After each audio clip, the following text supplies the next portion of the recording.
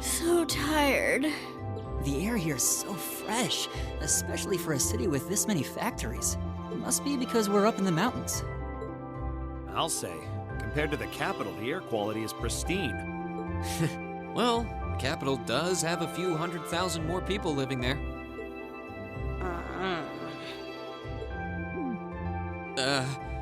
Sure is a nice day today, isn't it, Alisa? Not as nice as last night must have been. I told you, I'm sorry. Yeah, I'll bet you are. I cannot believe you! After all those things you said to me last night, you go rushing out to meet another girl! Ooh, the skies might be clear, but I'm sensing a stormy forecast today. Well, all things considered, even if we assume Captain Claire is trustworthy, I'm not sure how wise it was to go out on your own. I know. In hindsight, I regret keeping it to myself. Still, it was pretty bold of Captain Claire to show up alone to meet Rean.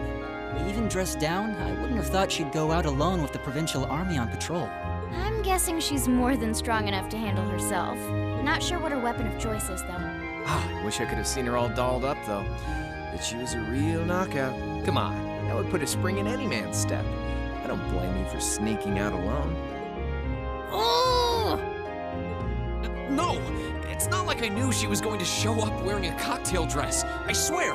You seemed pretty taken by her when she showed up yesterday, though. And your eyes were glued to her right up until she left the scene. Oh, really? So while we were enjoying a quiet evening, you were out carousing with a beautiful woman, were you? You lucky son of for shame, Rean! We're here representing the Academy on a field study! I swear, you guys are just making things up at this point. But thanks to the information I got from her, we have a pretty good idea what's going on here in Ruhr. And now that we know, we should be able to do something about it. What do you think, Alisa? Yeah, I'm in. So in short, the first factory did something to catch the eye of the railway military police, prompting an inspection. And all the while, the provincial army has been here blatantly trying to prevent them from doing that? Let's not forget that the first factory is run by none other than the Noble faction. I know that the divisional directors have been operating without much in the way of executive oversight for years now. But Mother always allowed it. She thought that encouraging competition among the divisions would yield more innovations. I never thought that'd lead to something like this. Seems like the lesser of two evils. By the way, hearing about the first factory made me curious. Do the other divisions have their own political allegiances? Well, to give you a basic idea,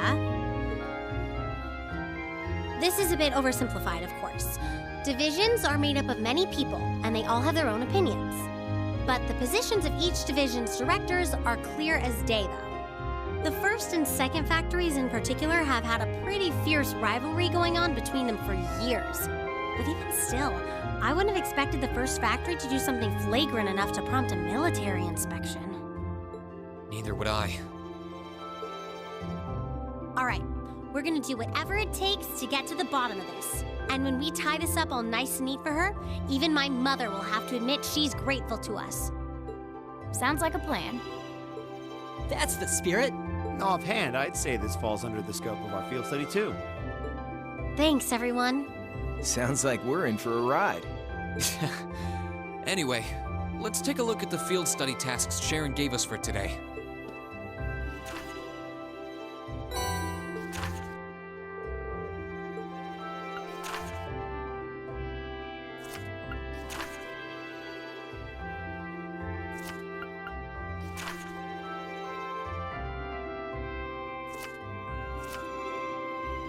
Yeah, I think we can handle these. It's still 8 a.m., so we have plenty of time to work our way through the list. And while we're doing that, we can ask the people we meet about how things stand between Reinfurt's divisions. Look alive, everyone. It's time to get to work. Right. Roger. Gotcha.